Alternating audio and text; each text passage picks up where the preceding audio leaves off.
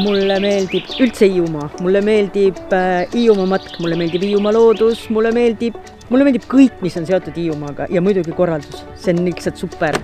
Tunded, mis meil täna olid, nagu ma ütlesin, et eelmine aasta oli hästi põnev, et mis mind ootab, kus ma olen. Ma olen eksinud olnud sellel rajal ja seekord ma läksin lihtsalt nautima, et need eelmise aasta ägedad inimesed, me tundsime üksteist ära, meil on nagu üli super.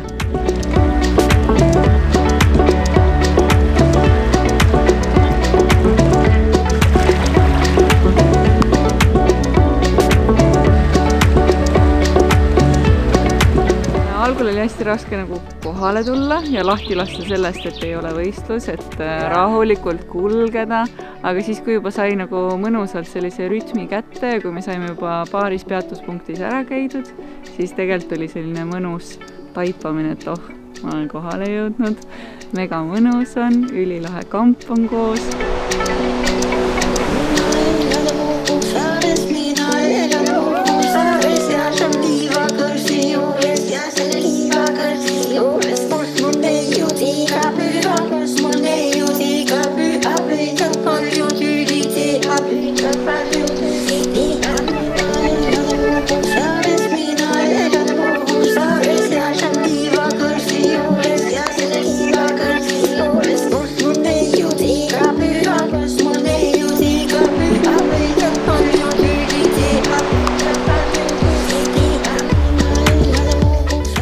Kevadine metsaalune, kus kõik on värske roheline ja mõnus päike paistab sealt puude vahelt ja väga ilus valgus ja ilusad rannad, päikest, lainet.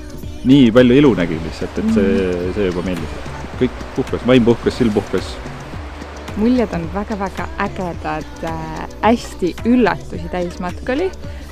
Reaalselt mitmel hetkel ma mõtlesin, ma ei ole Eestis ega kindlasti mitte Hiiumaal. Loodus vaheldub kogu aeg, rada on mega mitmekesine, hästi põnev, hästi üllatusi täis reaalselt see loodus ise.